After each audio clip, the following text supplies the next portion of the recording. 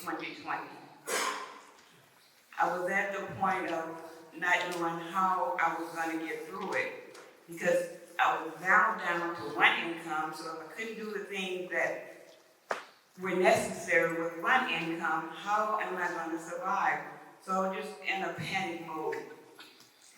I must have called Mike about 25 times.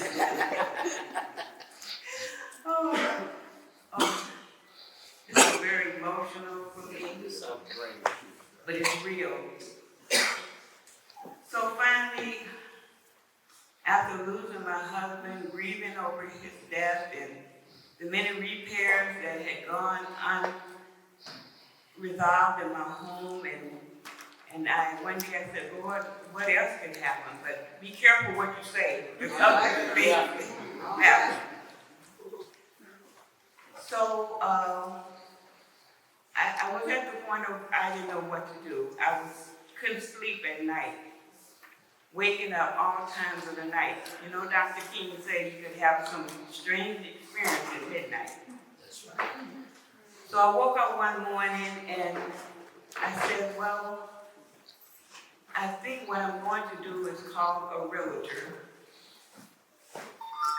express, my concerns and see if I can sell my home as is. I made an appointment for them to come out, and then one day, that 5-letter word faith kicked in.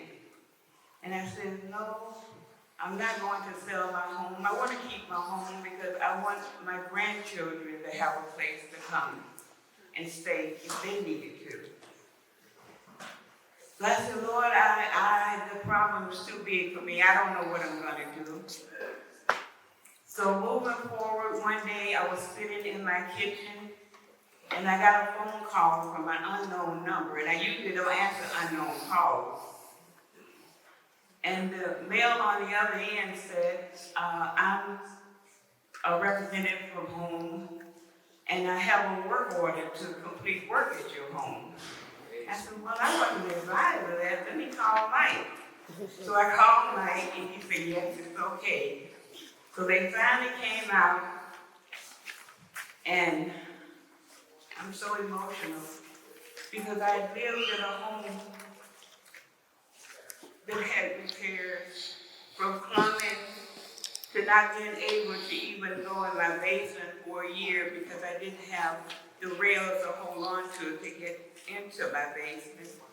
I had locks that were jammed in my back that I only had one way out, which was the front. Home came in, they did the plumbing in my kitchen, plumbing in my bathroom. They put rails where I could go down in my basement. They gave me new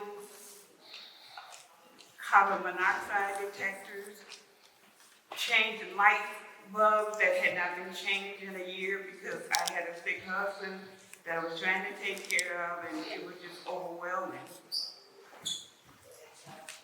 But I made it through. And thanks to home, I was able to keep my home. I could have made the wrong decision by selling my home, but home saved me. All right. I'm always grateful to be able to tell my story because it's a real story. And it's not just my story. There are many seniors and disabled and the poor that has the same story. And that's why I am a committed and dedicated advisory council member of home. I always be. Luke 12:48 teaches us that to whom much is given, much is required. Yes. So we are expected to give back, whether it be our health, wealth, our talent, our skill, or our time. We are expected to give back to the community. And that's my story, and that's the story of many others who are not in the position to share it. Thank you.